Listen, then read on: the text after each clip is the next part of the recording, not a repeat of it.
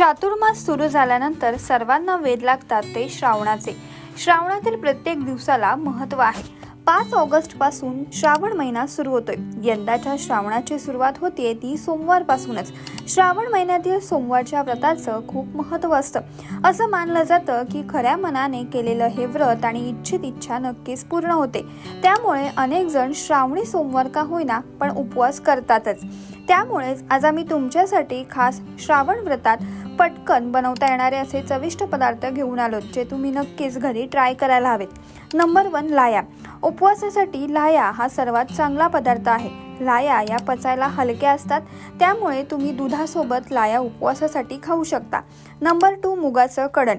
मूग हे पचायला हलके आणि पौष्टिक असतात, त्यामुळे उपवासासाठी तुम्ही मुगाचं कडण खाऊ शकता। नंबर 3 फळे। खरं तर फळे आणि उत्तम आरोग्य यांचं समीकरणच आहे, त्यामुळे उपवासाच्या वेळी तुमच्या शरीरात विटॅमिन्स पुरवण्याचं काम फळं करतात। त्यामुळे तुम्ही उपवासासाठी फळे खाऊ शकता। उपवासाची बटाटा भाजी। झटपट होणारी बटाट्याची भाजी तुम्ही खाऊ शकता। ही भाजी वरीच्या भातासोबत देखील खाता येते। नंबर 5 शेंगदाण्याची आमटी। शेंगदाणा आमटी महाराष्ट्रात उपवासासाठी हमखास बनवली जाते। ही डिश शेंगदाण्यापासून बनवलेली असल्याने त्यात प्रोटीन्स जास्त असतात। केवळ प्रोटीन्सच नाही तर त्यात फायबरचं प्रमाणही अधिक असतं। नंबर 6 शिंगाड्याच्या पिठाच्या पुऱ्या।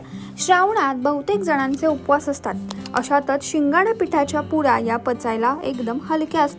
या पिठामध्ये अनेक पोषक घटकही असतात, त्यामुळे तुम्हाला वारंवार भूक लागत नाही आणि शरीरात एनर्जी सुद्धा टिकून राहते। त्यामुळे मंडळी, श्रावणात उपवास करणार असाल तर वरील पदार्थ नक्कीच ट्राय करा।